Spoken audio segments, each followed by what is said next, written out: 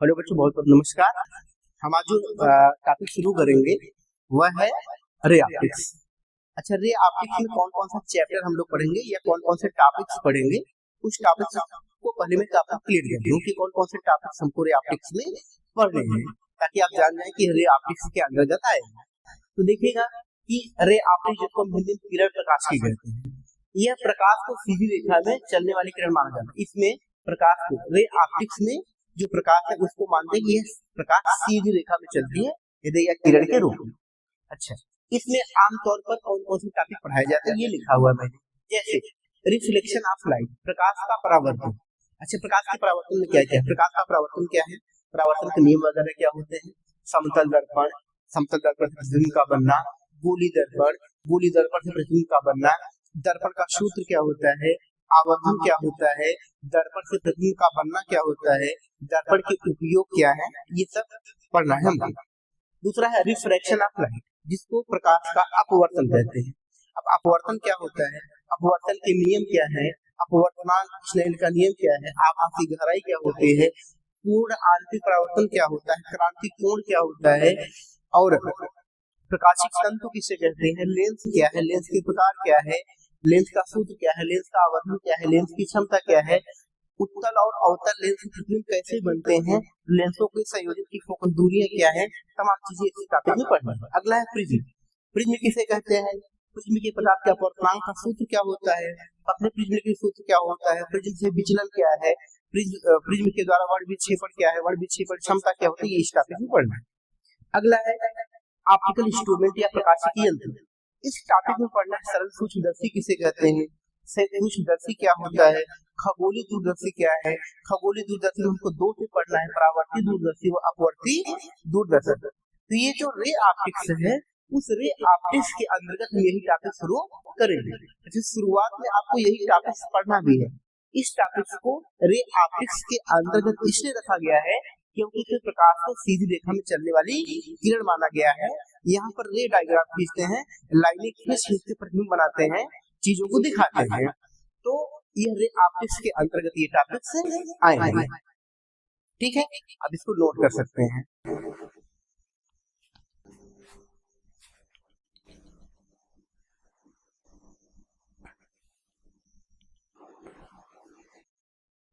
इसमें जो हमारा टॉपिक है पढ़ेंगे हम प्रकाश।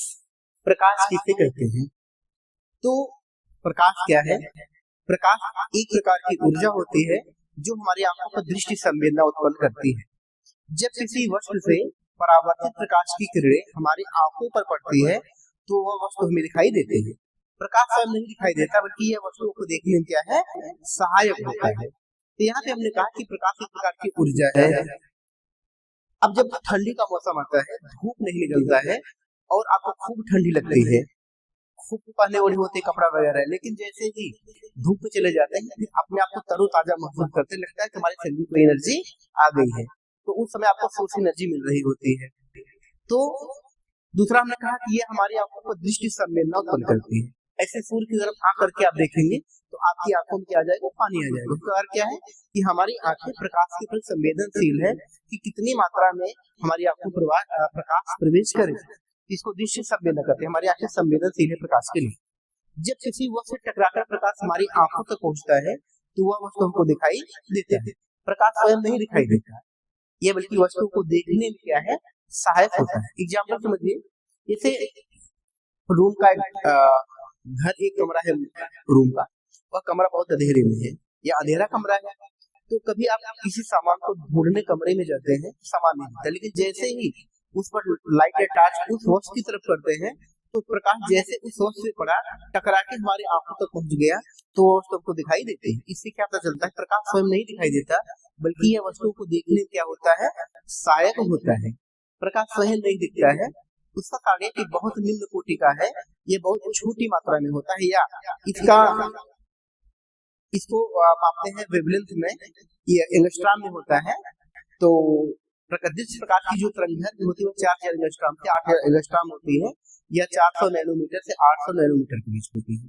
इतना छोटा होने का प्रकाश हमको स्वयं दिखाई नहीं देता है, बल्कि ये वस्तुओं को देखने में क्या है, ये सहायक होता है। तो प्रकाश क्या एक प्रकार की ऊर्जा है।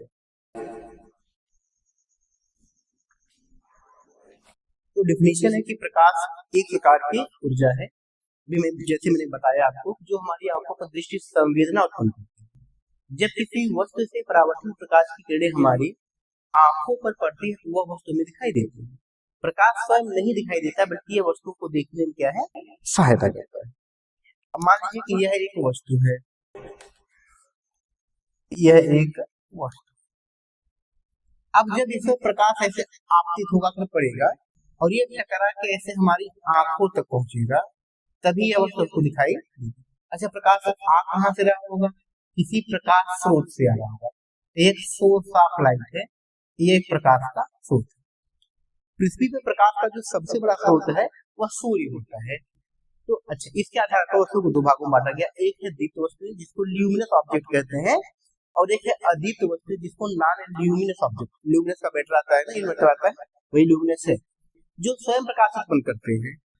जैसे सूर्य है, तारे हैं, विद्युत बल्ब है, जलता हुआ मोमबत्ती है, और जिनका अपना स्वयं का प्रकाश नहीं होता है, बल्कि वह सूर्य के प्रकाश को अवशोषित करके बाद में उसको उत्सर्जित करते हैं, जैसे चंद्रमा है। तो जो स्वयं प्रकाश उत्पन्न नहीं करते हैं वे होते हैं नॉन ल्यूमिनस ऑब्जेक्ट, या उसको अदीप्त वस्तुएं कहते हैं। जो हमारा नेक्स्ट टॉपिक है वह प्रकाश का गुण। लेकिन इससे पहले दो बातें और आपको बताते हैं।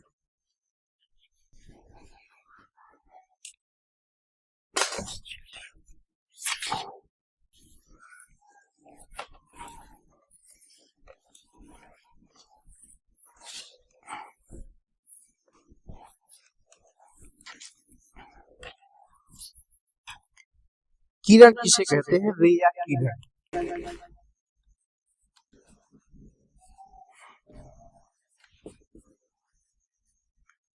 तो प्रकाश के सरल रेखीय पथ को हम कहते हैं किरण।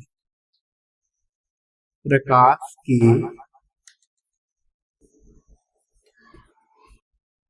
सरल रेखीय पथ को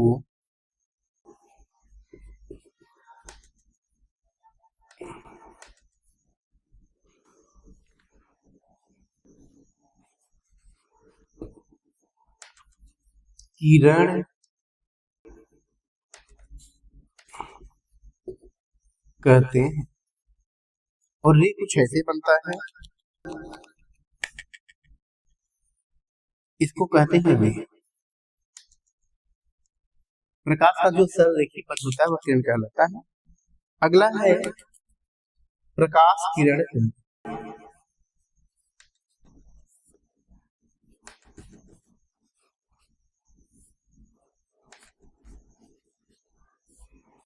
बीम ऑफ लाइट।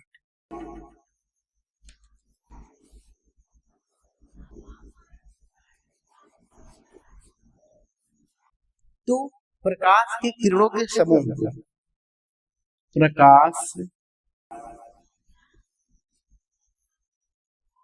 के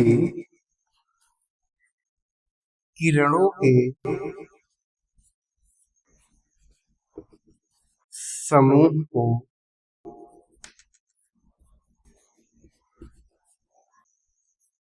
प्रकाश किरण पुंज कहते हैं। प्रकाश किरण पुंज। तो प्रकाश किरणों का जो समूह, जैसे यह एक रे हो गया, रे है, यह रे है, ये सब रे है, इसी को हम कहते हैं beam of light.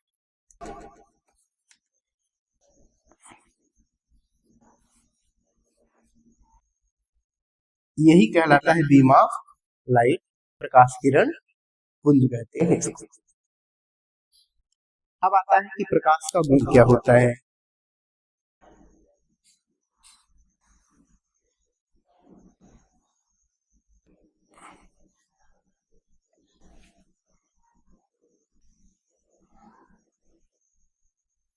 Properties of light या प्रकाश के गुण क्या है। तो जैसे प्रकाश के निम्नलिखित गुण होते हैं। प्रकाश में कई सारे गुण होते हैं, जैसे प्रकाश सरल या सीधी रेखा में गमन करता है। वायु निर्वात में प्रकाश की चाल 3 × 10⁸ मीटर पर सेकंड होते हैं। प्रकाश विद्युत चुंबकीय तरंग अर्थात अनुप्रस्थ तरंग है। पारदर्शी माध्यम से प्रकाश निकल जाता है, अपारदर्शी माध्यम से प्रकाश नहीं निकल पाता है। प्रकाश जब किसी चिकने तल से टकराकर वापस लौटता है इस घटना को परावर्तन कहते हैं। जब प्रकाश एक माध्यम से दूसरे माध्यम में जाते हैं इस घटना को प्रकाश का अपवर्तन कहते हैं। प्रकाश में व्यतिकरण, विवर्तन, ध्रुवण जैसे गुण भी होते हैं। इस प्रकाश के क्या है गुण है, एक एक करके हम लोग देखते हैं। करें प्रकाश सरल रेखा में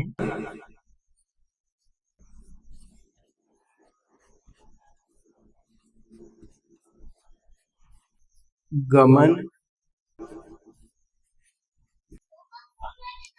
करती है। प्रकाश सीधी रेखा में चलते हैं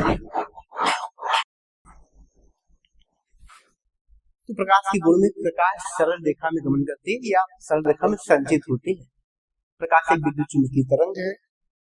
पारदर्शी माध्यम से प्रकाश निकल जाता है, अपारदर्शी माध्यम से प्रकाश नहीं निकल पाता है।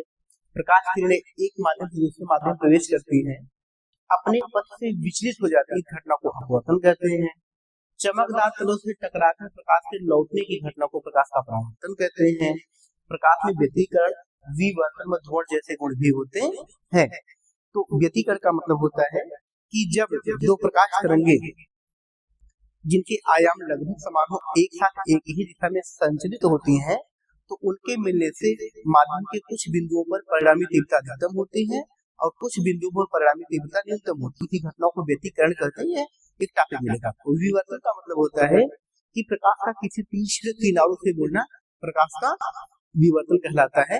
और ध्रुवण का मतलब होता है कि प्रकाश का ध्रुवित होना। ये सब एक एक टॉपिक आपको मिलेगा आगे पढ़ने के लिए। इसके अलावा प्रकाश के और भी गुण हैं। वायु या निर्वात में जो प्रकाश की चाल है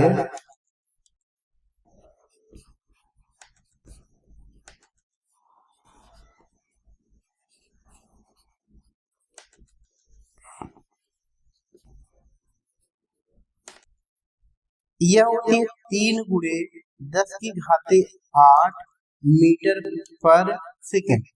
वायु निर्वात में प्रकाश की चाल इतनी होती है। माध्यम बदलने पर प्रकाश की चाल बदल जाती है। माध्यम बदलने पर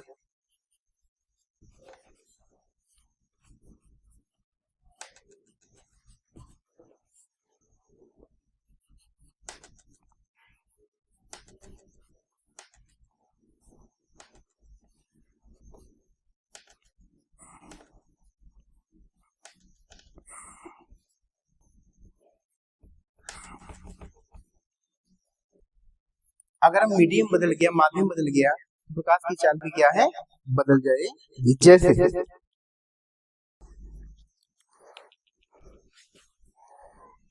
जैसे यह ठोस है, यह द्रव है और यह गैस है। ठोस में कांच है, द्रव में जल है और गैस में वायु। तो कांच में जो प्रकाश की चाल होती है वह होती 2 गुणे 10⁸ मीटर पर सेकेंड। जल में प्रकाश की चाल 2.25 गुणे 10⁸ मीटर पर सेकेंड। वायु में प्रकाश की चाल 3 गुणे 10⁸ मीटर पर सेकेंड होती है। तो ये अलग अलग माध्यम है। अलग अलग माध्यम में प्रकाश की चाल क्या है, ये अलग अलग होती। तो माध्यम बदलने पर प्रकाश की जो चाल होती है वह बदल जाती। इसका स्क्रीनशॉट ले सकते हैं।